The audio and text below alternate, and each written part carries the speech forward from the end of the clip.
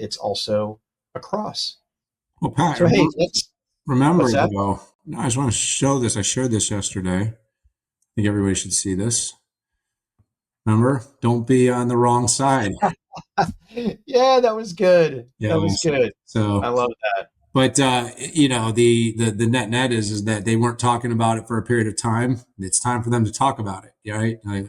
Everyone wanted to be software. Everybody wanted to be infra. Nobody wanted to be a chip company. Kind of cool to be a chip company now, isn't it?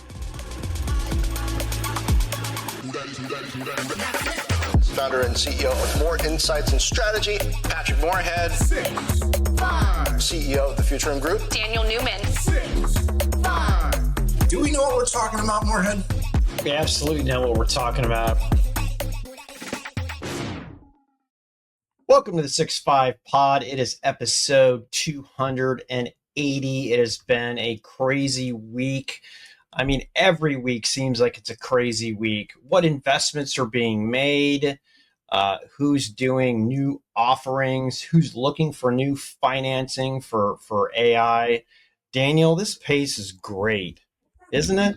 Yeah, we were in New York on Monday for an event, and a whole event happened before our event happened.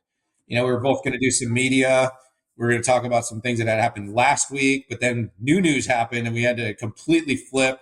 Went on a full jolt. By Monday at noon, I was completely exhausted on the newest news of the week. And then again, that was just the first piece of news to drop in a week full of more news. Daniel, but I want to memorialize something that happened for the first time with you and I. You and I, even though I don't know, what have we done? 1,000 podcasts together before, 6-5 Pod plus all the 6-5 Summit and all the other stuff we've done. But we had never been on the same broadcast show at the same time. And you and I were in New York and we're with Josh Lipton for his show, Market Domination. And it was fun. Daniel, some people accuse us of being the same person. And you and I both know that that's not the case. And we look at things through a slightly different lens. And I got to tell you, I was a little bit intimidated.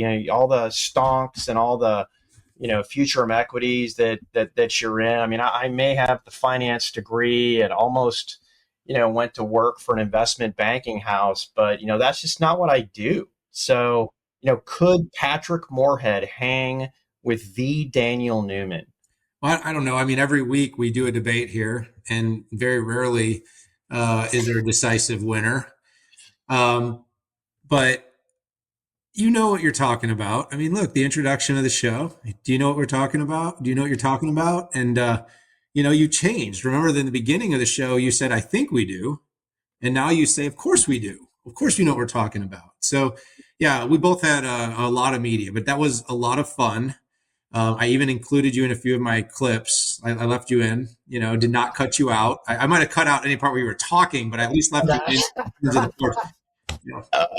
I left you in terms of so people could see you there. I didn't pretend. I didn't do that. But in all seriousness, I've also just gotten to the point where I have figured out that you can't share videos longer than like 30 seconds if you want people to watch them. So we as a society are becoming increasingly moronic. We can't stay with anything. So I think even our podcast here, although, what do we have, 103,000 subscribers now? Getting people to sit down and watch the whole thing. That's why we got to do TikTok clips and we got to do shorts all the time now, is because we have to ask the people to consume this thing in like 30-second bites. But hopefully we said some wise things. I don't know. It was a fun conversation. And by the way, we agreed on most things. I don't think we were disagreeing on too many things. I thought it was a lot of fun. We should do it again sometime. I also saw you, by the way, in studio at the New York Stock Exchange on Squawk in the Street, one of my favorite shows on CNBC. I stood there and watched you like a little fanboy. So, you did some with me, you did some without me, but it was a really busy week for sure. It's hard to keep up with you, Daniel. But hey, we got a great show for you today. I mean, so much news, and whether it's OpenAI and AMD and NVIDIA's response to that, we've got Cisco rolling out multi-terabit switches, big Intel event, Foundry news. Qualcomm buying companies.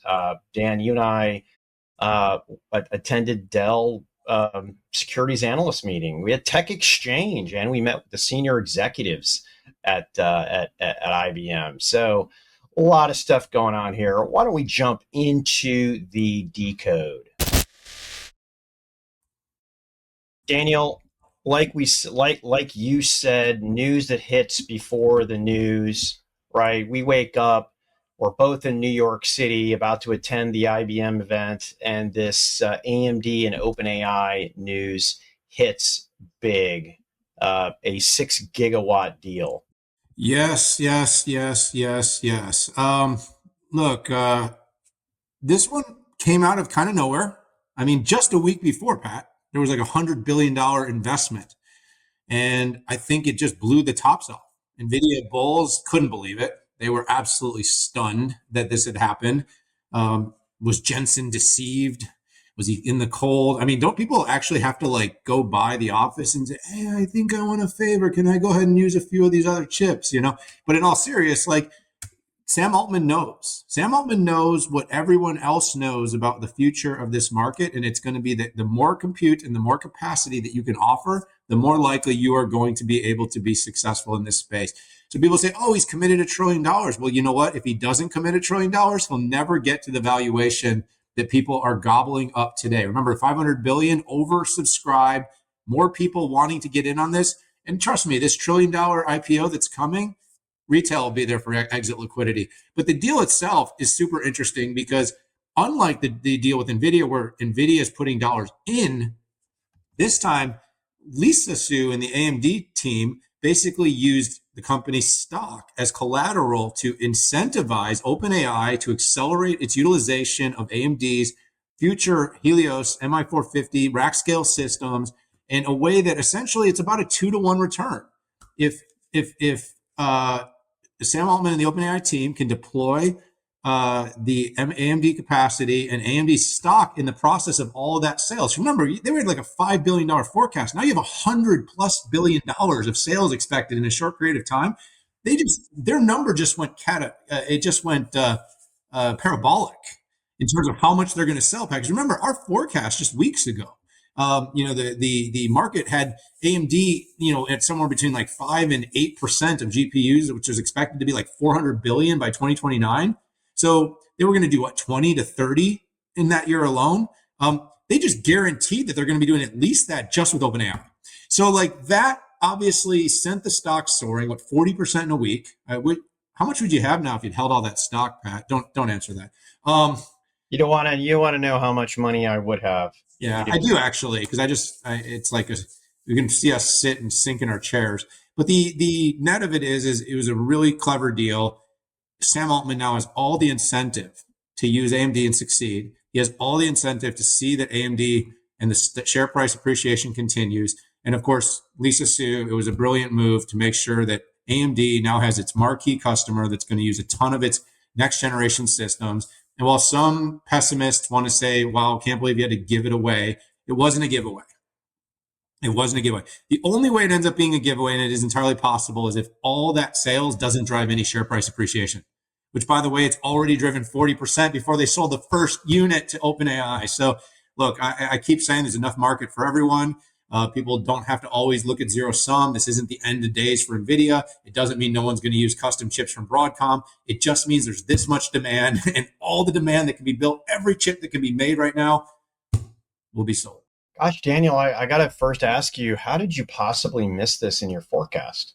You know what? You're right. I don't know. I mean, I'm actually getting out of the business because of it. So there'll be some happy people. You're supposed to ask me, well, when are you going to actually start doing forecasts? I'm happy to not be competing with you on that. So yeah, actually, I've always thought that these were nonsense, having made the decisions. But there is value in putting it out there. Yeah. So Daniel, this deal puts AMD on the map. There were a lot of snipers and ankle biters that said that AMD wasn't serious, and I totally understand why. Right, which is not giving out a forecast. Which, by the way, there's a lot of good reasons why Lisa didn't put out a forecast on that. But now you you would have to put up a pretty strong argument that says that AMD does not have the technology. This is not about a price. This is not about, because whatever the 10% at a $600 share price means, OpenAI still wouldn't adopt it if it weren't good tech. Because at the end of the day, they need to profitably create value and get it to the hundreds and billions of dollars of revenue by 2029. And there was an interesting reaction from NVIDIA. I actually thought it was really good, right? I thought let me just close out the AMD piece. I thought that there is a lot of execution to go. That chip had to have taped out already, maybe even samples before anybody would sign in the dotted line. But there is still a lot of execution to go. This will be AMD's first scale up full system that they're putting out, and that's tough. I think it also, if anybody was wondering why they bought ZT Systems, you now have your answer. So a lot of skeptics out there and by the way, the shorts are eating it big time. I hope you're having fun right now.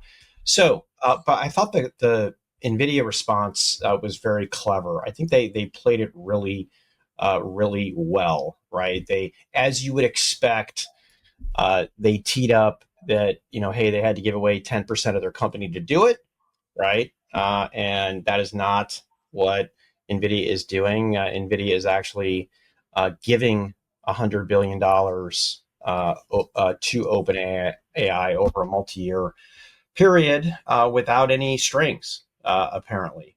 So yes, it is different. But I really loved, he used the word on Kramer, he used the word clever, okay? And what that does is that just says to me, I acknowledge that you made some gains. I'm not ignoring it. Okay. One of the big mistakes Intel made is they ignored AMD too long in the data center market. And AMD went from 5% share, 0% share in the hyperscalers to 60% share in the hyperscalers, and barely even acknowledged AMD about until about maybe midway. And what that does is that if you ignore your competitor who's making big gains, you look like you're out of touch, and it is a huge positional mistake. What did you think about Daniel, how Jensen positioned this? Look, Jensen's incredibly competitive, and you know that. And what happened externally is very different from probably what happened internally. Yeah, and he's also very, he's very calculating in his words. You heard it this week, whether it was talking about, some of the new China policies, talking about the Trump administration, and of course, talking about AMD. I mean, I think right now, Jensen understands he's got his own race to run. He's got to continue to focus on building and delivering on his roadmap. And he's got, competition coming from all sides. He's got constraints that are going to be within his control and those that are not. He's got challenges that we're going to run out of transformers and turbines to be able to power these data centers over the next few years. He's got every hyperscaler on the planet that is trying to build their own infrastructure. And at the same time, he needs to continue to pull through the developer ecosystem to basically say, we want to build. And you actually heard him in the interview says this. He kind of says build on the American tech stack, but what he means is build on NVIDIA. He's not actually saying the American tech stack. But having said that, I still believe that it's not zero sum. And I just continue to say that is he's going to sell what he's creating as fast as he can build it. And so the fact is he's going to try to add more capacity. Of course, he wants to lock in every customer to use 100%, but he also knows that that's not realistic. And he knows he's got real and formidable competition. But I don't think in the end that, he's incredibly focused on that. I think it's if 80% of his brain is on building an NVIDIA, maybe 20% is on all those other external issues. And I think he's dialed in and focused on making sure that, there's no attrition where he can control it, and that He continues to build what the market sees as the leading stack, not just hardware, because the hardware is more competitive, but the leading stack to make sure that it's as sticky as possible within the regions and markets that he can control his sales to. Yeah, it is game on. It is funny. I saw a new forecast that came out. All of these, intelligent financial analysts are upping their 2026, and you've got AMD with 20% market share in for 2026, and I even think that is probably conservative. I think we could see AMD at probably 30% share, but as we always say, just because AMD is gaining on a percentage share doesn't mean that NVIDIA can't have monster growth, because they absolutely will. So, hey Daniel, let's go into another. I would call it a. I mean, it's funny. It's AI and it's chips and it's networking. So Cisco announced a Silicon One based router, and essentially it scales across AI hyperscaler data centers. Okay, and there's a traditional way that you would connect data centers together, but this is more for data centers where you're using multiple data centers to train a model. Okay, or you need to connect multiple data centers to do even hardcore inference. There were quotes from Azure Networking, Alibaba Cloud, right? So it was great to see them. And Patrick Moorhead was quoted in this press release as well. Daniel, what do you think? What are your? I don't know if you had a chance to catch this, but it's pretty impressive. Well, your quote, I mean, that was the only thing that really mattered, was that you were quoting that. So thanks for mentioning that. In all serious, Cisco, we've said a lot. I think both of us have made comments. Underappreciated for their work in semiconductors.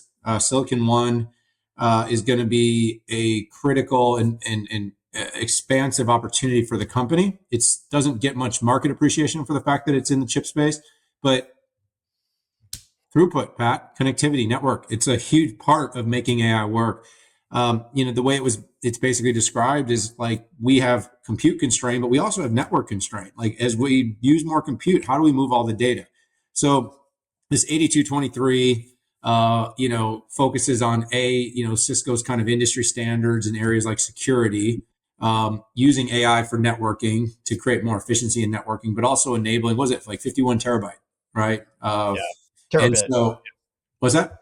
Terabit, terabit. terabit per second, TBPS. But it's terabytes storage, terabit speed. It's Yeah, only off by 8. just a letter. Anyway, No. riff raff. Anyway, essentially though, we got enterprise data centers, we got tier 2 data centers, you got hyperscale data centers, and one of the, if you had 3 constraints, we always talk about compute and energy. Well, the third is going to be the network. And so Cisco has an opportunity to play a critical role in terms of connecting data centers, connecting and speeding up network and connecting compute.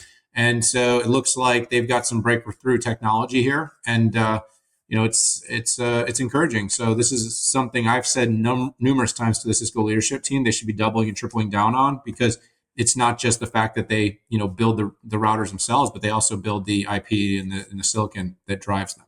Yeah, it's interesting. The Chinese had to do this because they didn't have the density in their clusters, so they had to use multiple data centers because there just wasn't enough power inside a specific data center. Had an interesting conversation with somebody from Meta about a year ago, where they had just started doing multi-data center training runs, and they did talk about how hard it was, and the networking became an issue.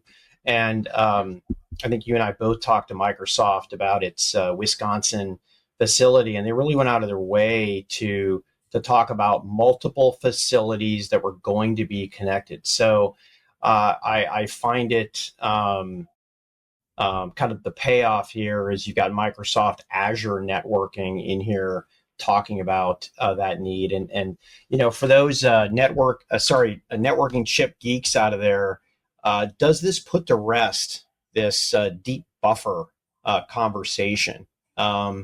that comes with the Silicon One architecture that can do basically multiple one architecture, many chips to do routing and switching. I really feel like Silicon One and Cisco is finally coming into its own here. They kind of didn't talk about it, Silicon One, for about 5 years. And then now they're coming out in full force. And chips are cool. Chips are sexy. And Cisco's bet, right? AI scale isn't just out or up; it's also across. Well, Pat, So hey, what's remember that? though, no, I just want to show this. I shared this yesterday. I think everybody should see this. Remember, don't be on the wrong side. Yeah, that was good. Yeah. That was good. I So, love that. but the net is that they weren't talking about it for a period of time. It's time for them to talk about it. Yeah, right. Everyone wanted to be software. Everybody wanted to be infra. Nobody wanted to be a chip company. Kind of cool to be a chip company now, isn't it? I also think, and I think the Cisco folks have been just very open with me, which I appreciated. They had a lot of work to do, right, to be able to pay off on that, and it's good to see this happening. And we've got do we have a third or a fourth networking chip beast here, right? This is already being deployed into hyperscalers, by the way. And this is their router that they actually sell to people, for people who don't build their own. So hey, let's move to the next topic here, and that is another chip topic. Intel had a huge event out in Arizona to really talk about three things. It was latest in PC chips, which is Panther Lake, and also a server chip coming out in the first half, and then really about 18A. And they bought a bunch of analysts and press. I had two analysts out there. I got Anshul Matt that attended that. But here's the way I look at this. I want to talk more strategically than the bits and the bytes on the performance and power claims of the part itself. So one of Intel's biggest strategic advantages or offerings is Intel Foundry. Okay. And to get people to sign up, to increase their confidence, they have to successfully bring up their own chips to demonstrate to other customers that they have this. Now, to go from an internal foundry to an external foundry, you need to add a lot more things like intellectual property from third parties, from Cadence, Synopsys, ARM, things like that, and the RISC-V community. You also have to use standard methodologies, right? In other words, you have to look like TSMC, okay? And it looks like the broad-based part of that is going to be for 14A, but you have to make your decisions in the next couple years to go in and be a high volume 14A customer. So this is why this is so important strategically. So if they can deliver the PPA, which by the way, 18A doesn't stop with 18A. You go to 18AP, which increases performance, improves leakage for things like mobile.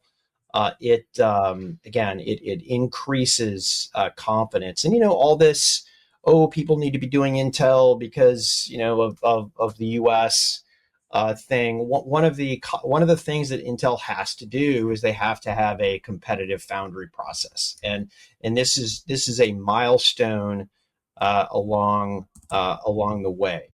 I will talk about Panther Lake a little bit, and what I will say is I feel like this is the chip that Intel wanted at the beginning of this AI PC bonanza, but didn't have it. Lunar Lake was really only supposed to be a low volume, right? It had integrated memory on a SIP package, and literally it was sipping power than it was on the performance side, and Intel really stretched that even farther. Panther Lake, with its P cores and E cores, I think is a much better planned solution as well. It doesn't have a SIP part; it's taken memory off the package, which you take a little bit of a hit on battery life, but you max out flexibility for OEMs. So all in all, I mean, this is a good step forward.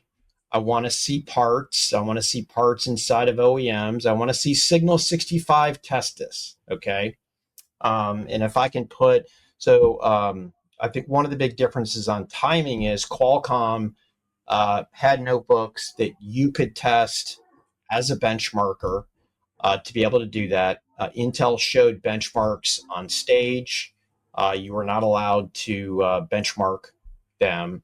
So I think from a schedule perspective, Qualcomm is ahead, and maybe we'll see some big OEM announcements at CES, Daniel. Yeah, I'll keep this one pretty brief. I think the biggest thing for me, outside of what you already suggested, Pat, is it's a big moment.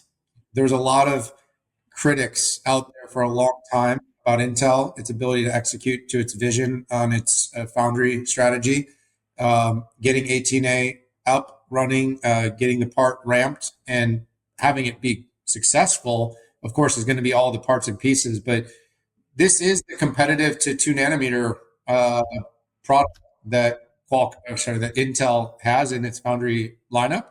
And while it didn't become an external node at any scale, having it become a very successful internal node for the Intel products, I think will say a lot. So, I give some credit, Pat, to where credit's due, and congratulate Intel on getting 18A and getting Panther Lake ramped. The the AI PC platform on its own technology is a lot more compelling than using TSMC. Yeah, and just for the record and completely, it's not all of the silicon inside of Panther is done at Intel. And by the way, that's not a surprise. Pat Gelsinger told everybody that. And it's a diversification play. I think if AP had showed up, I don't think they would have had to have used TSMC.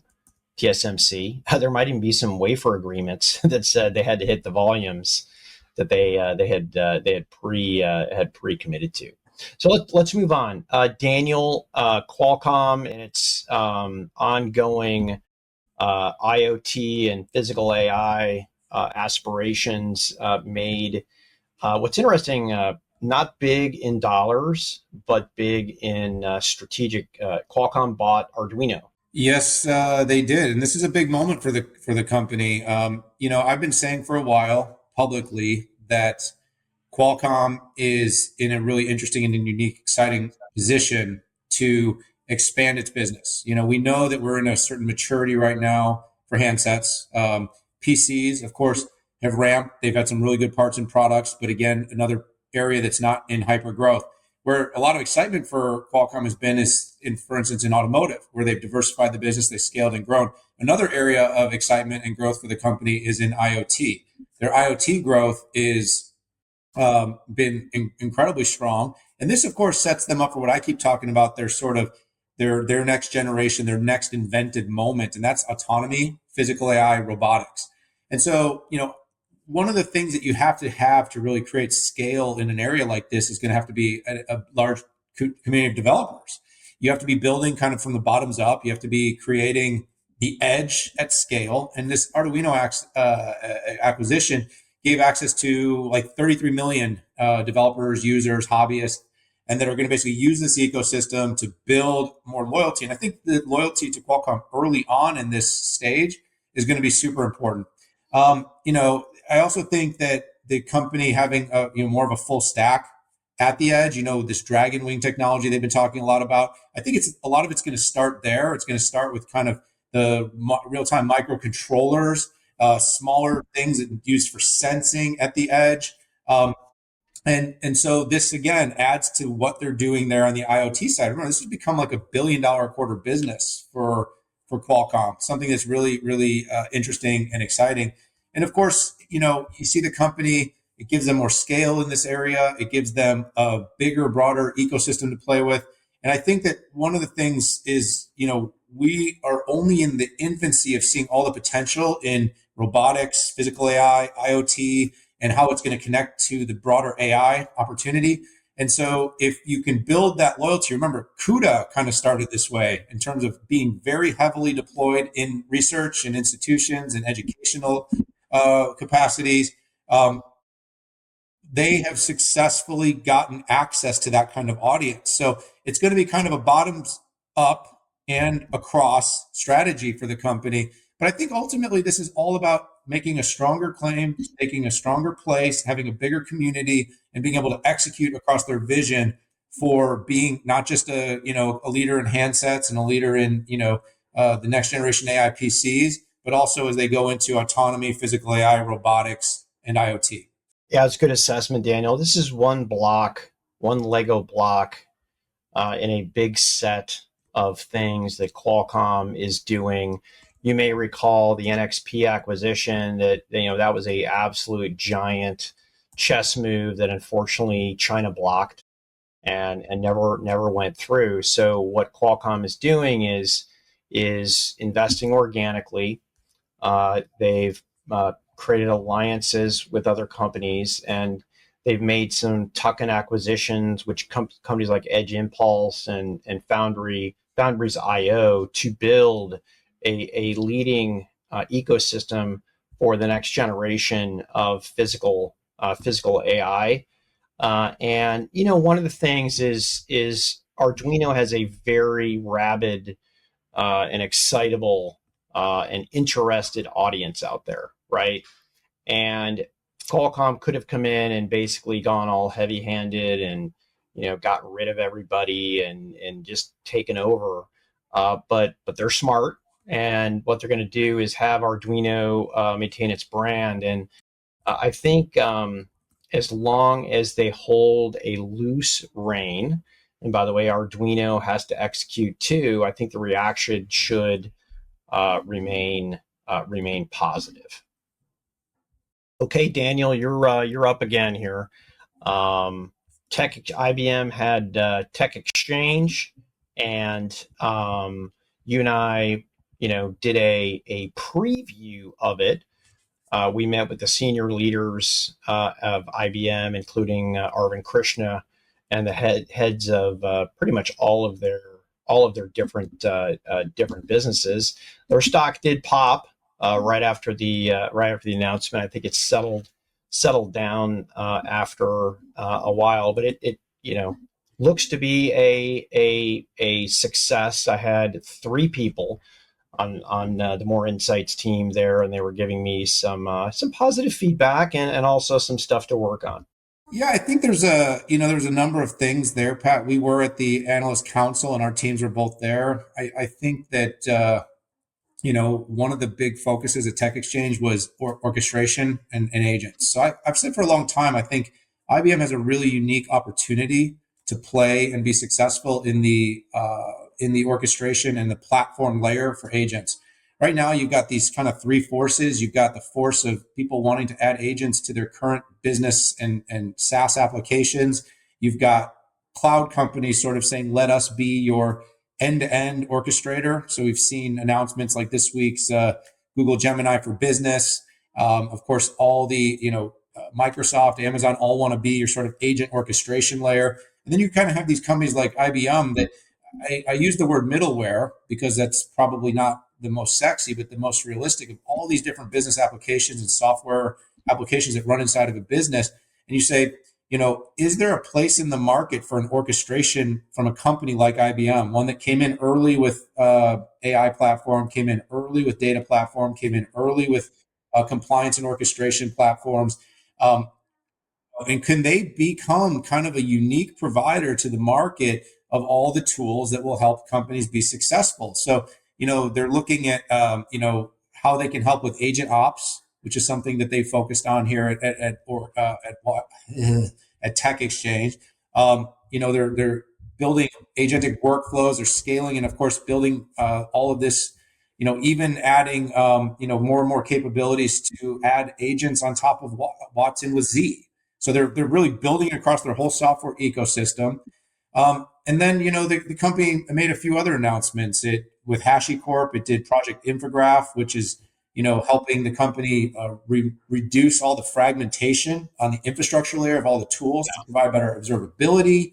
And then, of course, Project Bob was another one that was announced. Hey, Bob, which is, I can't unsee Microsoft Bob, by the way. Hi, Bob, which is an integrated development environment designed with, advanced task generation capabilities for enterprise software development life cycles. All of these things, in my opinion, are about accelerating businesses' ability to implement and utilize AI at scale. And that's what I like about IBM is they're very focused on enterprise, which I keep saying that's an area that's still got a lot of weakness, is actually seeing enterprises take AI proof of concepts, get into market at scale. And so, it was a fairly, big set of announcements. I think they also made a few partnerships, Pat. They made a big Anthropic one. Maybe you could talk more about that one. They announced one with Grok as well. But it was a busy week. It seems that they're really doubling down on enabling companies to put AI to work for them. Yeah, so I think Anthropic got the markets going on this, and essentially they're going to pull in Anthropic, who is viewed by pretty much everybody in the software industry so far as the best company for programming, and not just code completion, right? Code checking, security checking, laying out the system. My son is a huge as an AI developer and a huge user of Claude Code.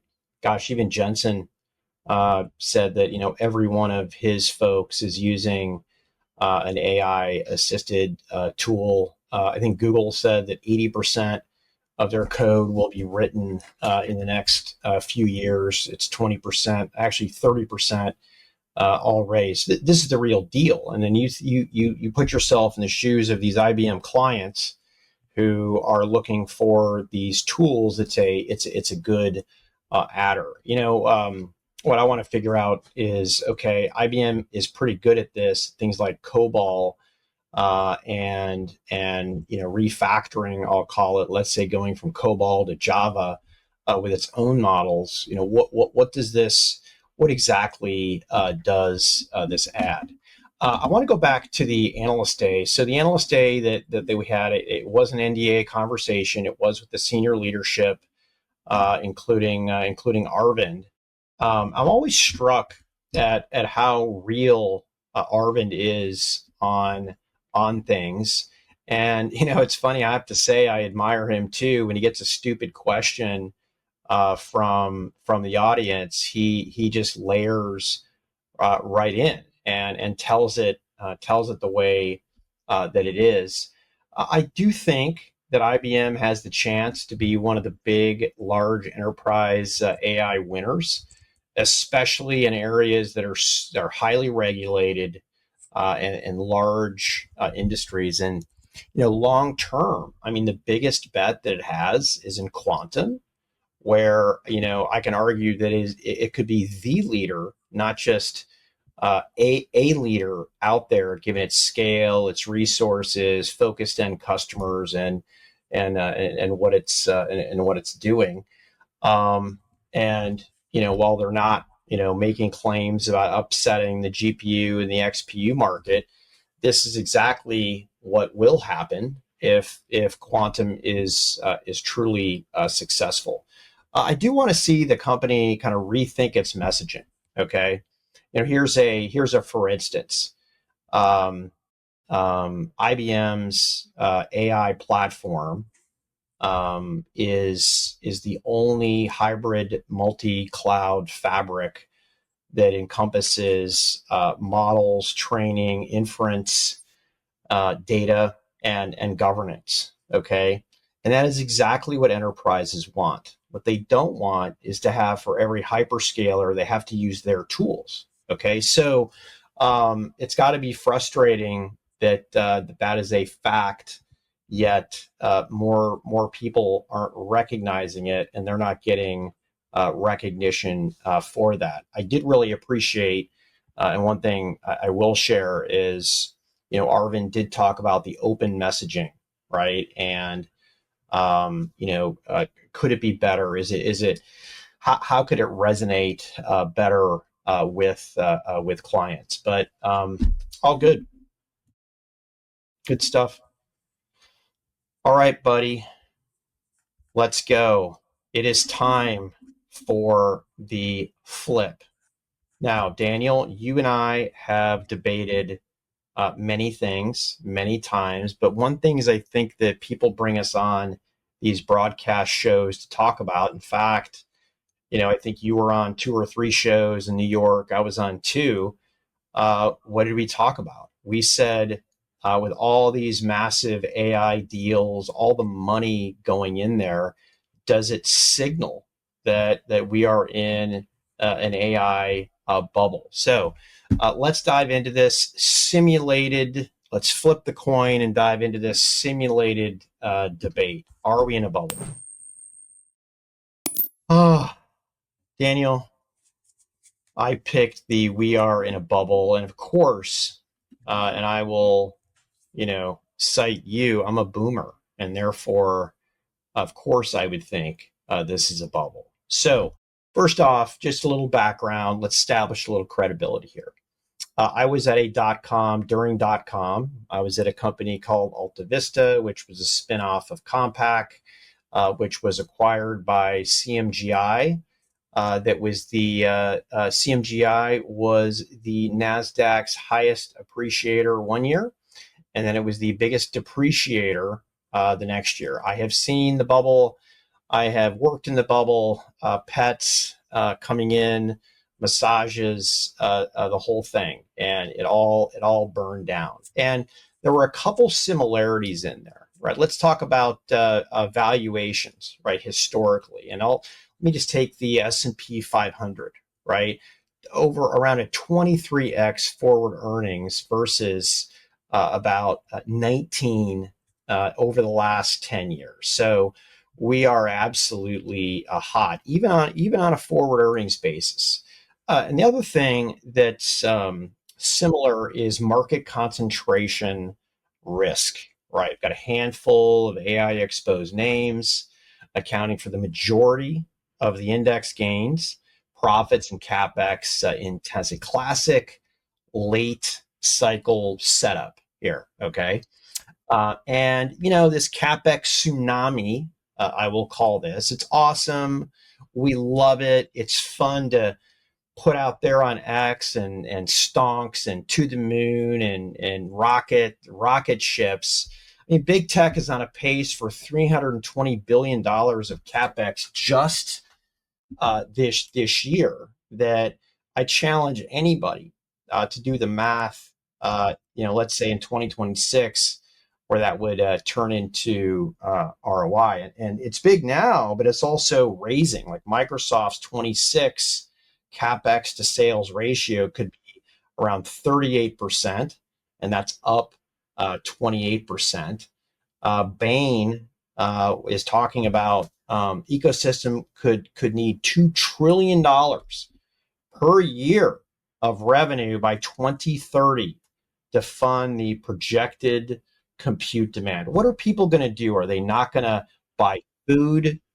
And even let's say it's share shift in enterprises. Okay, I'm going to stop buying from Salesforce. I'm going to buy this. This is $2 trillion more dollars that we're going to need in revenue to fund projected compute demand out there. Oh, let's look at gross margins on even GPU rental. We're looking at low teen gross margin. I know we love to say that, oh my gosh, like the people who are the brick and mortar picks and shovels, blah, blah, blah. What a great business. Low teen gross margin, not net margin, not op inc. That's why, particularly the neo clouds are losing a ton of money with really no future here. So I I think I'll end by saying a lot of promises already in the price, cash returns, power, and time may not cooperate. Well, there was a couple of maybe good points in there, but first of all, anytime you cite an article from the the disinformation, I'm kidding. I don't know. Maybe I'm kidding. Anytime you cite that as real data, I don't even know how they would have come up with that, being able to parse out a specific part and the amount being charged and then pull it out and extrapolate it into something. By the way, these reporters, they must also have really great degrees, MBAs, finance, quants. Maybe they're using Perplexity or ChatGPT to figure this out. Maybe they asked the wrong model and it was just simply creating a problem because it knew it could create some funky information. But I heard Amazon this week was able to actually raise prices because the demand is so high for its GPUs that it was increasing its prices. I saw more than 10 bit mining companies this week explode on expected demand and deals being made with CSPs and hyperscalers. And sure, there might be some backlogs on, on transformers and turbines, but that's because the demand is insatiable and the world wants more AI. So, is it a bubble? I mean, sure. Are there bubbles in the bubble? Are there companies with no revenue that have seen their stock prices surge? Are there certain trends and themes that are inside of this market that are going and ripping with an undeniable pace? Maybe, but is there not really going to be demand? I just simply don't agree. The fact is, Pat, every one of these companies, whether it's Lisa Su, whether it's Jensen Huang, whether it's Arvind Krishna, these are very smart people that are very aware of what's going on, and they're investing in front of a trend. They know this trend is coming. They're doing it in their own companies, and they're doing it for the customers that they serve. Pat, I can say that I've seen a bubble in my life. I was very young, the internet bubble. That was real. The differences in the speed and the proliferation here is exponential. $3 to $4 trillion of expected capex by 2030. May it slow down and only become 2.5 to 3? I don't know. Maybe that's possible. But listen, the world's entire GDP is growing because of the expected productivity gains that we're going to get from AI. Is there work to be done in terms of getting those gains? Sure. Does software need to be reinvented? Absolutely. Do we need to move from people to tokens? Yes. Outcomes instead of overall fees? Absolutely. But I simply cannot see any situation with this much investment by companies with balance sheets as strong as our Mag 7 and others falling in a bubble the way we saw back in the 2000 era. Different situation, different time, different types of companies. It'll be a different outcome. Sorry, not a bubble. Yeah, I drew the short straw in that. Here's where I think we are. We are in a bubble, and that's okay. I don't think all bubbles burst. You need bubbles for investment into future awesome things. Here's something, Daniel, that nobody is thinking through. The point of no return. Like, who are really the bag holders? So first of all, most of the capex in the next 2 years can be paid through cash flow, net cash flow. Okay, and then you have to start looking at equity and debt, right? So for 2 years, we can fund this. We can fund this puppy through free cash flow, given forecasts, right? That is not a big issue. It's also, we can pull back on spend. Like nobody's thinking through that if we see waning, if we see something like that, everybody can pull back. The bag holders are the people who have to deploy cash that can't be pulled back 2 years before you're going to start seeing something, which, by the way, that's the foundry model in by definition. So the ability to pull back, I think SNRs, right, might be at risk. So I haven't done the full analysis on this, but look at the people who have to commit cash 2 years ahead of time before they see anything. And those are going to be the only ones to truly be at risk if we dial back the spend. All right, folks, let's move into bulls and bears. There were no earnings last week, but a lot of market discussion. Let's dive in. All right, let's hit this really quickly. Daniel, like we said, you and I were both at the Dell Tech Security Analyst meetings. We not only did we sit in the audience, but we talked with Michael, Jeff, Arthur Lewis, among other executives in there. It's always appreciate the time that they commit to doing that. But pretty big news, right? Which was, first of all, they more than doubled their revenue percent forecast, growth forecast, and they nearly doubled their EPS forecast. For data center, it was pretty much, I mean, that's where all the growth was going to come from. Okay. But the strategy did not change. It's pretty much, stick to, we're going to drive some serious business through tier two CSPs, the neo clouds, and that's where they're driving a lot of that. And then the slow build to enterprise AI, consistently doing that. Arthur came out and spent more time on storage than they normally do. Quite frankly, they don't get credit for what they do. I also don't think that they communicate or market their innovations as well as they could be, and they need to change that. The one change that did happen was essentially Jeff cut up that not only is he the vice chairman, but he also runs the PC group. He essentially said, and Jeff did this, I don't know, 6 or 7 years ago. We're done losing market share. Okay. While Dell had increased market share in premium commercial, it had lost market share in every other segment. What he said is, we're going to participate in every price point. We are going to drive peripherals harder. We are going to get more serious about the consumer market. And by the way, we're going to hit the same profitability, which that is a challenge. And check out on X, right? There's only a few ways that you can do that, but hopefully we'll get the download this week from leadership. They have a analyst day. So yeah, they can margin dollar average between consumer and commercial, optimize supply chain, increase volume means lower prices, right? More platforms mean more NRE from people. Any incremental supply leverage from PC plus DC, the company are masters of that. Margins are higher on peripherals. The question is, do people want to buy Dell peripherals?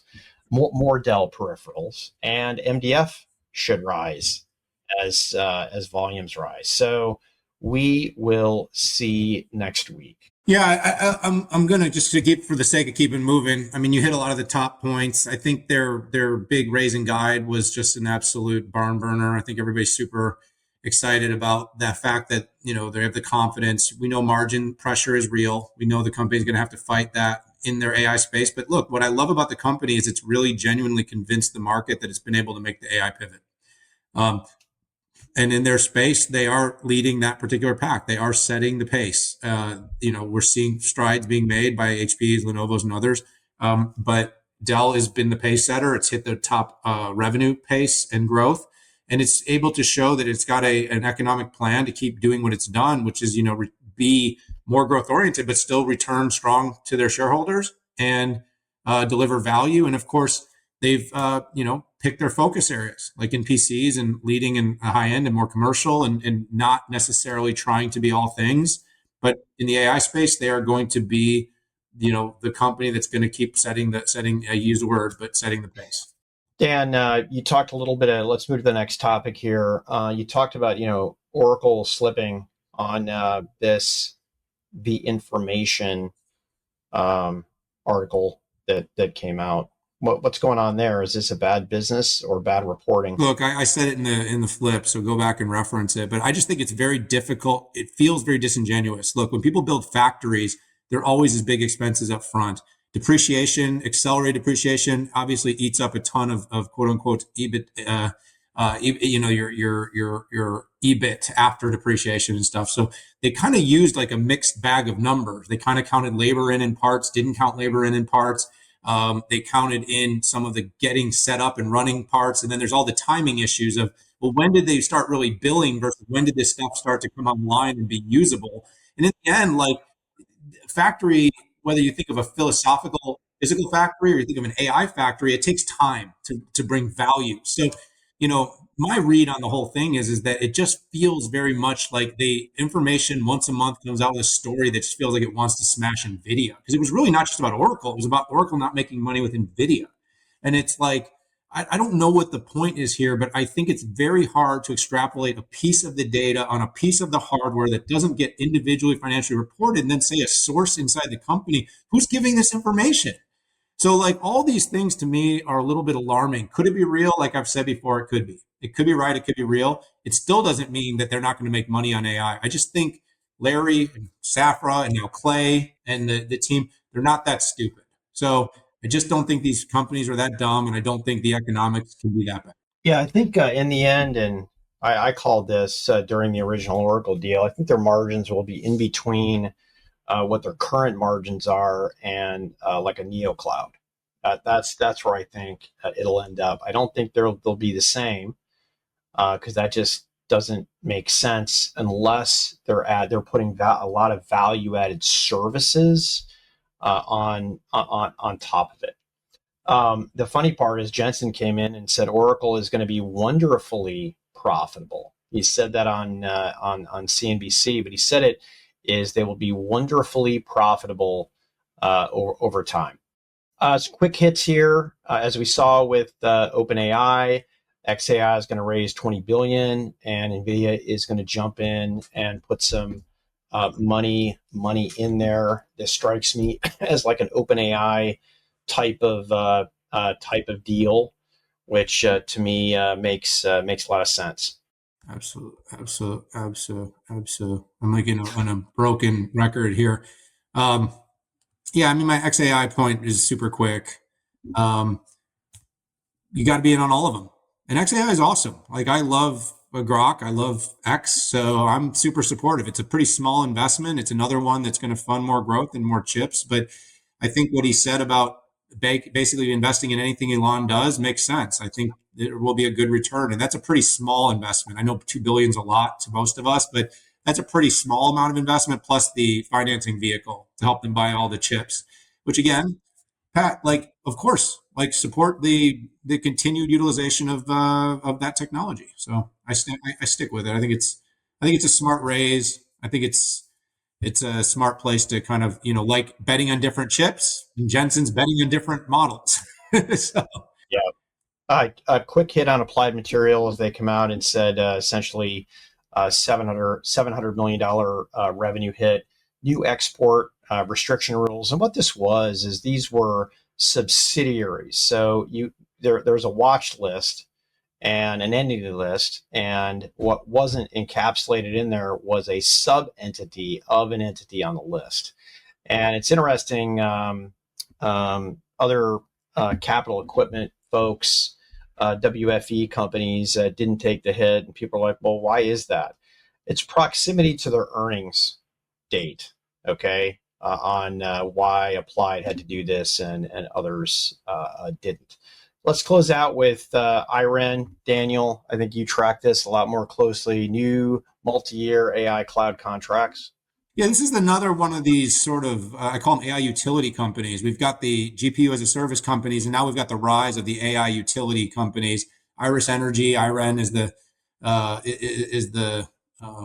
IREN Limited. It is become basically this massive player that's basically building out compute capacity. And so the biggest point here is that, they're going to now provide not only, they're going to provide energy utility and grid, and of course, they're going to provide the GPU as a service as well. You've got a lot of other companies entering the space. You've got the Cyphers. You've got Cumulus AI, which you've maybe talked to. They're coming into the market now. And then, of course, you had like Applied Digital. We both know someone that actually went over there as their COO now. They were a lot of these Bitcoin mining companies. And so they've turned all their compute capacity into scale, into compute, and then making it available. And by the way, these companies are just ripping. They're going up like 10%, 20% per day right now. Because the belief, going back to our simulated debate earlier, is that there is just simply not enough energy. So these guys are creating energy, and then they're building more power, and then they're powering the compute, and then they're making that all available to the hyperscalers and application builders. So this is a whole new system of creating the capacity that the market's going to need. And this is another company getting a big tailwind from it. Wow, we covered a lot of topics, Dan. This is great stuff. You'll be watching this on Monday. It's a big week in events. Dell Tech Analyst Summit, Oracle AI World. renamed. Dreamforce, you got NetApp, very busy. And then we have F1 here in Austin, which I'm looking forward to. Hey, thanks everybody for tuning in. Hit that subscribe button and check out Daniel and I on the socials and on the broadcast. Thanks and take care.